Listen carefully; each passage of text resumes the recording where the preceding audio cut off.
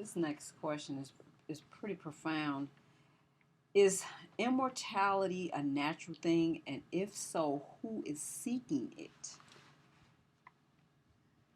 I feel immortality has to be the aim of all of us who seeks life and righteousness. Because immortality is the reflection of life, and life is the reflection of immortality.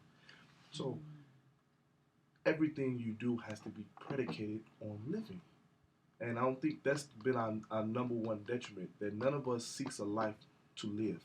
We seek a life for pleasure. We seek a life for enjoyment momentarily. We seek a life to retirement, for power or acquisition or what lust. That's mostly what I like. Absolutely. And the number one cliche that we all live by, well, not all of us, but most people live by is, well, you got to die of something. That's not true. No, death is a process.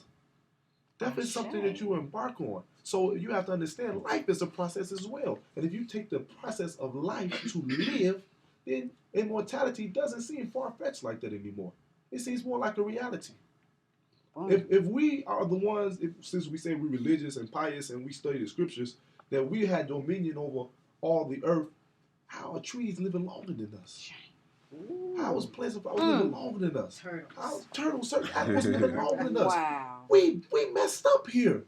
We ain't got to. It's time for us to reevaluate our perception of life. So to answer your question, immortality is not just a reality; it's the only reality. It's the only option for us who say that we of God and we love God and we love humanity and we love being a person that perpetuates truth in life.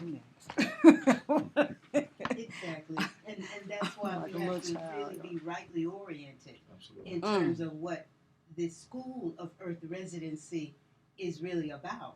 That when you're leaving, you're being birthed into the spirit worlds as embryonic gods and goddesses. That you have been on the path of life, and that's why to understand that there are two paths in this life: the path of life that leads to death, which is the path of adulteration. That's the path of our education, our socialization, our religious training. You understand? So most people, even though they have been studying the Word and studying the Bible and whatnot, they still feel that they're supposed to die. And because of our enslavement and whatnot, then people look forward to dying as their relief from the enslavement, from their relief from the racism and the bastardization and the usurpation and whatnot. You know, swing low, sweet chariot, coming forward to carry me home. See, we were looking forward to death. Yeah. You understand? As our way out. And so now it's really about us really doing the clearing, the cleansing, to harmonize ourselves with the truth of absolute reality, that we dwell in the presence of an absolute and supreme intelligence that is beginningless, endless, infinite, and eternal. And it beats our heart. It breathes us. It animates the blazing of that sun, the flotation and the rotation of this earth, and the orchestration of this planetary dance with all of the rest of the planets and whatnot. And to know that there is nowhere that we can be where it is not, but we're not having that day-to-day experience of dwelling in that presence. You understand? People say, oh, well, I'm dwelling in the Word. No, you have to be present in the presence of the Absolute, because we have been taught to feel as though that God is somewhere away from us. We're not acknowledging the divinity of where we are.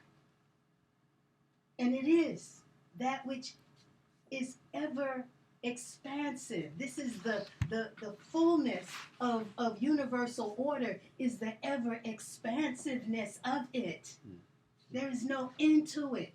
The intelligence of existence is always intelligent enough to seek its own glory. It is unfolding consistently, unfolding everlastingly unfolding. There is always more and more and more. And this is why we have to consciously care to be in alignment with the truth of that which we are as these living, loving, intelligent, potent, and immortal points of its own presence. But if you don't speak the words, if you can't think the thoughts, if you can't really honor the functioning of your temple and be in the love of the law, then you will miss yourself. And at the end of your life, you would have never lived.